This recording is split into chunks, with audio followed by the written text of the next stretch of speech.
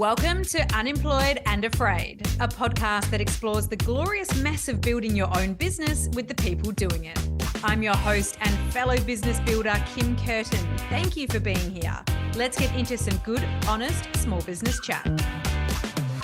I reckon it's pretty hard not to have a love-hate relationship with awards for our businesses. Awards of any type for business. We want them, but we're also not sure whether or not they're legit. They often cost an absolute bomb to be a part of, which just feels like buying a lottery ticket, and they can take an extraordinary amount of time to enter.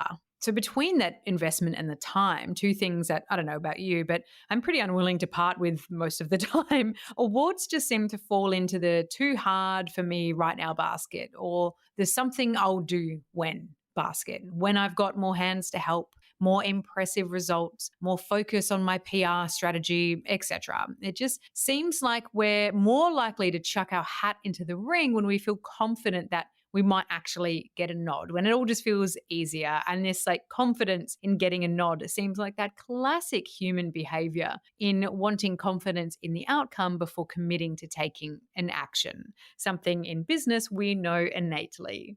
I'm definitely cautious when it comes to entering awards. I have waded through emails inviting me to be part of awards that guaranteed to get me exposure for my business for just $599 US. Yuck, I'm sure you've had them too. And I've seen some pretty damning commentary on the socials about some questionable award franchises here in Australia that definitely left me feeling a little bit more of the ick. So maybe you've had that same feeling too. And there are for sure plenty of award structures out there, probably most of them, that are designed to make a lot of profit off of the entry and award night process. But there's also the undeniable element when it comes to awards of social proof, and the social proof that comes from getting a nomination, the narrative you're able to leverage off of that, the confidence that potential clients or customers might have in you from it, whether that's a finalist status or an actual win from the awards. Even the smaller, lesser known awards seem to carry a bit of a weight for the casual viewer.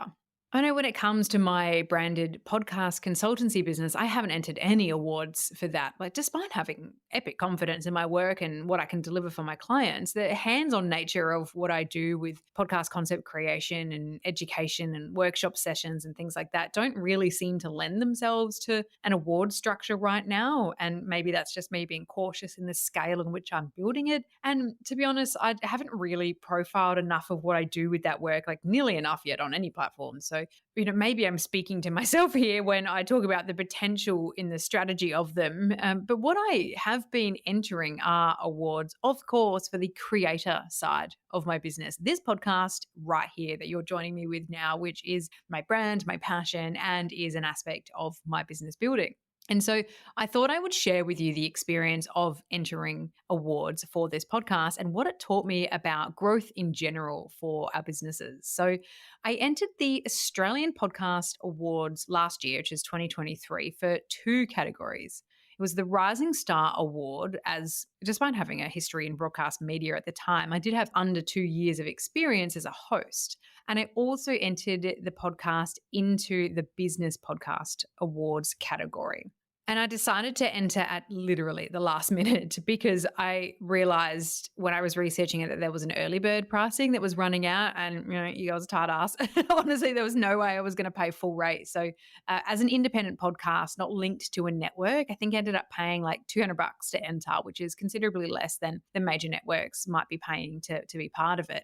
So it was a written entry and it required up to around 15 minutes of audio presented in a specific fashion with clear delineation between where the grabs were from, when they went to air, no extra editing in the edit, of course, as it had to be as it appeared when it was published, et cetera, et cetera. So despite not being an expert editor, I gave it my best crack and tried to showcase how brilliant the content of the show here is. The incredible stories. We're so privileged to be able to hear from all the guests. And it was really, really hard given the restraints of my expertise in editing and pulling things together and having hundreds of hours of content that basically I had to just try and remember what stood out to me and go back and find it. It was a nightmare. You can imagine it took me hours. And then I had to write 250 words, I think, for it, being able to summarize what the podcast does, what it delivers for an audience, and some of its key markers of success. So not too small. When it came to the business podcast category, I was hyper aware through this process that despite having loads of wonderful success markers for the show, some real impact and lots of wonderful listeners, thank you for that, the show doesn't yet compare in scale and downloads to the likes of other major Australian business shows that you might see out there. Mark Boris's shows, Fear and Greed, This Working Life, all the shows that have been developed by various influential Australians in business and the awareness that they can generate with their massive social reach, which I'm not at all jealous of. Not at all. Can you hear that? I'm very jealous. So I felt really anxious and uncomfortable even entering at all. Like embarrassed is probably another word to use for that. Despite being incredibly proud of what I'm building, I know what the numbers look like for some of the biggest shows, and I'm not there yet. I will be. We will be. Keep in mind that having spent so much time in the audio industry, I could probably guess who might see my entry also, or the scale of the people who might see my entry, which made me feel a little bit nervous, Nelly, as well, because I felt a bit embarrassed and awkward about like not yet being a smash hit show, being a huge success, and being in context of the massive numbers that most famous shows get that these people probably see every single day. So despite being a smash hit show to me and to you, naturally, again, thank you, I felt really anxious about it. Because all that anonymity that you often get with awards didn't feel as anonymous for me. I felt like everyone would know that I entered and failed, which I think is probably more universal than I'm giving credit to, given I think we all feel like a bit exposed putting our information out there. So it might seem a little bit silly, but it felt very real. But I did, in fact, enter it anyway. Thank you to that gnarly deadline, keeping me hyperfixated and focused on it. And I knew I would be annoyed at myself if I didn't. Like deep down, I really wanted to not do it, but I knew I'd be annoyed at myself. And when the finalists were announced, I, lo and behold, got into the Rising Star category as a finalist, which was huge. I was absolutely thrilled, like smile from ear to ear, like incredibly stoked. It felt like, it really did feel amazing, but it didn't stop me from being disappointed and again embarrassed that I didn't make the cut for the business category yet, just given that this show is so much about what I want to offer the business community over being recognized myself as an individual.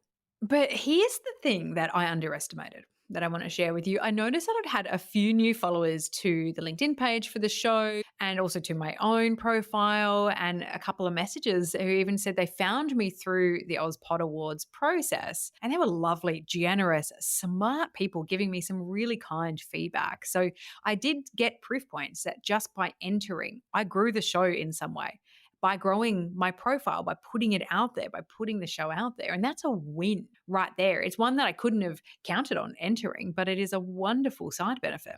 When it comes to awards, it seems you never really know who's going to see your entry. What kind of influential people might see it, might become aware of you, your business, and what you offer. So the win might not necessarily come from the award itself, which is the point I'm making here. And it might not come for years afterwards, but every piece of PR truly adds up. And the longer I stay in this game with my own business interests in my consultancy work and in this podcast, every piece of PR, it truly does add up. And so I'm looking at reframing that a little bit, that perspective, and it made the investment feel a little bit better.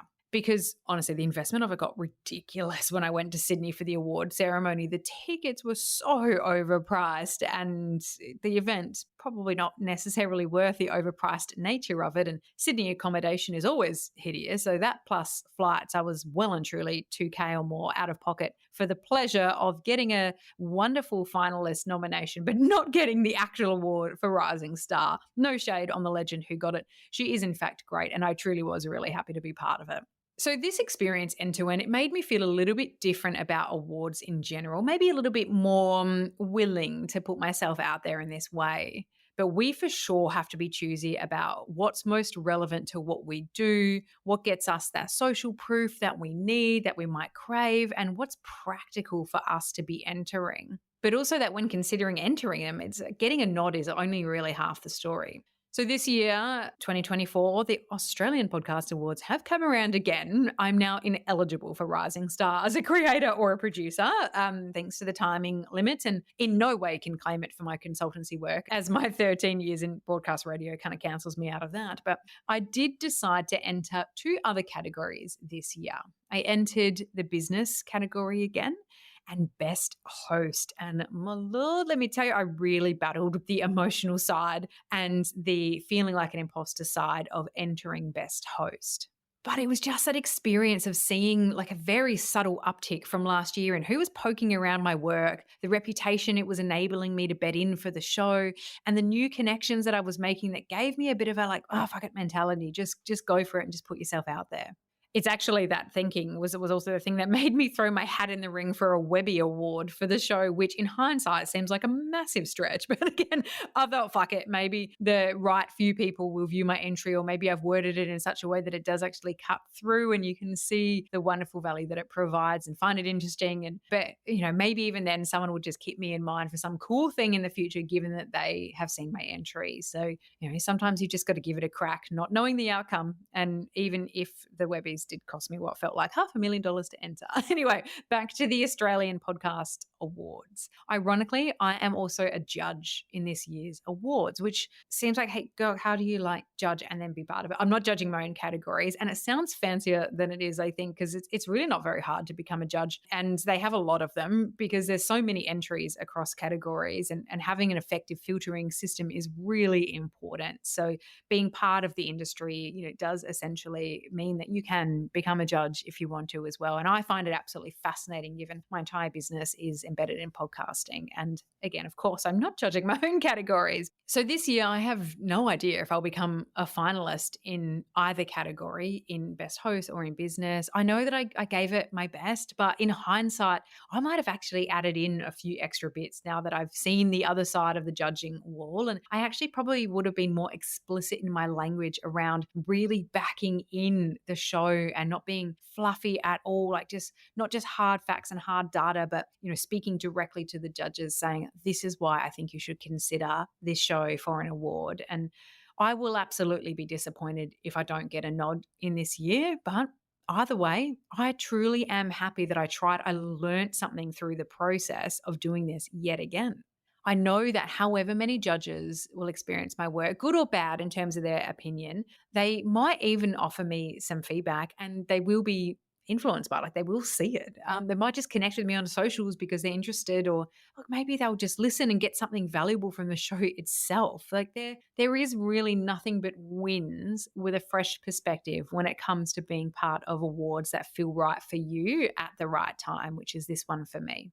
So if there's an industry award that feels relevant to you and what you're doing and you're thinking about it, and maybe it doesn't break the bank too much, why not give it a try? None of us are perfect at these entry processes. None of us are perfect at getting the words right. But if we think about the perspective on the other side from the judges, what might they need to know about you to be able to be very explicit into why you should be considered? And really, you just never bloody know, right? You might actually get a nod, or you might just get better at writing award entries for the next year. I do really believe, though, that we need to apply some diligence to what we're entering. Awards, for the most part, you probably know this already, but they seem to be in the most part private enterprises, meaning someone is making a profit and it's not us. So we have to balance that against what being part of the awards can do for us as a business and as individuals in terms of our own growth and the signals that we're backing ourselves. But perhaps it's this thinking about the benefits outside of the awards themselves that will also help you weigh it up with a few more data points beyond just getting that nod. Now, I have to ask you something. The Australian Podcast Awards, like so many others, do have an out-and-out popularity contest, otherwise known as the People's Choice Awards. It's another one that potentially I could be a part of. And now, perspective. There are shows in the Australian podcast industry hosted by lovely people who spend a lot of their time curating huge audiences on socials and or are straight up celebrities. So I probably have Buckley's chance here of winning People's Choice. But again, you never know. So if you enjoy this show and you think, you know what, I want to add my vote to the People's Choice Australian Podcast Awards for Unemployed and Afraid, I would be honoured if you would go to that effort. I have put the link to the voting page in the show notes for you. So if you just stop your listening or whatever you're doing, click on it, go through, type the words unemployed and afraid, find the show and add it as your vote. I would just love that. If it supported you in any way, if you love it, like just please throw the show a vote and just know how deeply grateful I am. I truly believe in this show, what it can deliver for you and what it stands for in the business arena. And I would love to see it through to grow and be the powerhouse that I know it can be, which would simply mean like the more growth the show experiences, the more content I can make more often on more platforms for you in support of you building your own business dreams. And I truly believe in you and what you're building. I truly, truly believe in the power of what business can give to us as a personal growth exercise as well. That intersection of entrepreneurship and personal growth is just so incredible. And I wish that for everybody. Because, creating and growing and pivoting a business, whatever phase, is just the most impactful gift that you can give yourself. And it's a bloody wild ride. I hope that by sharing this insight into my own journey so far with awards, it inspires you to put yourself out there too. Now, please go and vote for Unemployed and Afraid in the Australian Podcast Awards People's Choice. Pretty please. Thank you for being here. Thank you for listening to Unemployed and Afraid, the podcast for small business builders with your host, me, Kim Kerton. If you love it, you can say thanks with a star rating and a review. And of course, join the community on Instagram, TikTok, Facebook, and LinkedIn. Find us at Unemployed and Afraid wherever you're hanging out, and I'll see you there.